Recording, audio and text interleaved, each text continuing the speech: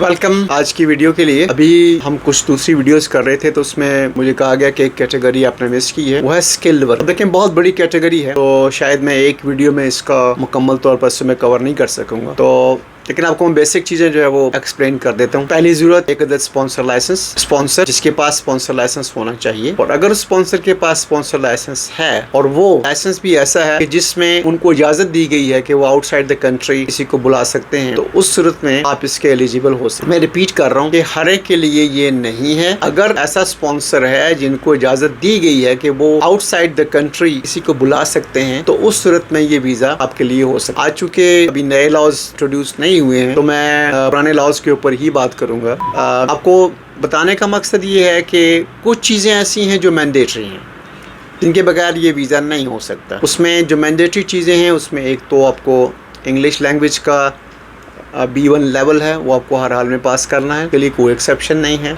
उसके बाद अगर आपके पास पुलिस वेरिफिकेशन सर्टिफिकेट होना चाहिए, आपको TB सर्टिफिकेट भी इसमें लगाना है। और अबव ऑल के वो स्पॉन्सर जो आपको वहाँ से ये वीज़ा भेज रहे हैं, जो उनके पास स्पॉन्सर लाइसेंस है, जो आपको COS भेज रहे हैं, उनके पास ये पहले से लाइसेंस होना चाहिए। नए लाइसेंस में कंडीशन डिफरेंट होती हैं। अगर उनके पास पहले से कोई लाइसेंस है तो वो और उनके पास ये वीज़ा मौजूद है, तो ये याद रखें कि ये हम शॉर्टेज ऑफ ऑक्यूपेशन में नहीं है। ये ऐसे वीजे होंगे कि जहां शॉर्टेज ऑफ ऑक्यूपेशन नहीं है। तो ये दो डिफरेंट टाइप ऑफ लिस्ट हैं। एक है शॉर्टेज ऑफ ऑक्यूपेशन, इसमें हेल्थ केयर वगैरह आते हैं, और एक लिस्ट वो है कि जिस पर हम नॉर्मल कैटेगरी लेते हैं।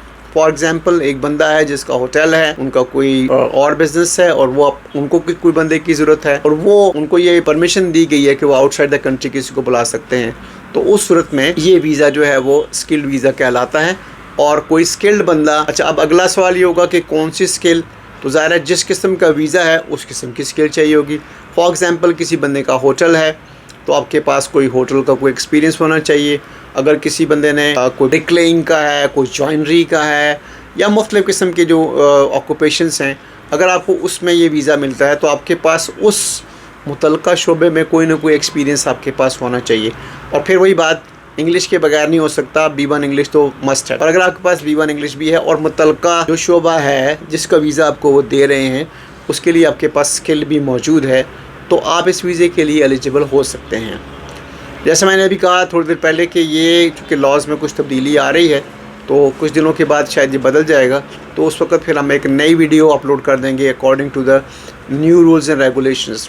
तो आज के दिन के लिए यही है कि इसमें चूँकि डिपेंडेंट्स को भी वो अलाउ करते हैं, तो अगर आपके डिपेंडेंट्स हैं तो वो भी जा सकते हैं। इसमें जो अखराजात आपके आएंगे उसमें जो मेन खर्चा है आपका वो है आपकी फ़ी जो आपको पे करनी है। उसके अलावा आपको हेल्थ केयर इंश्योरेंस जो होती है वो आपको जो है वो पे करनी है, वो 1000 से ऊपर उसकी जो वैल्यू है वो चली गई है। और इसके अलावा जब आपको अपनी बैंक के अंदर एक सर्टन अमाउंट तकरीबन 1250 पाउंड के करीब आपके बैंक के अंदर होने चाहिए 28 डेज़ के लिए, ताकि जब आप वीज़ा अप्लाई करें तो आप किसी के ऊपर बर्डन ना हो, उनको ये पता हो कि आपके पास एनफ फंड्स मौजूद हैं कि जब आप वहाँ जाएंगे तो आप किसी के ऊपर बर्डन नहीं बनेंगे। ये कुछ छोटी छोटी चीज़ें थी जो मैंने आपको इस वीडियो में बता दी हैं।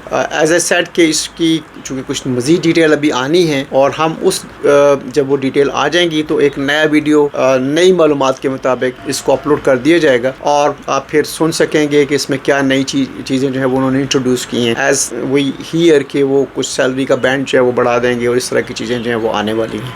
सो आज के दिन के लिए इतना ही, फिर मिलेंगे। Thank you very much.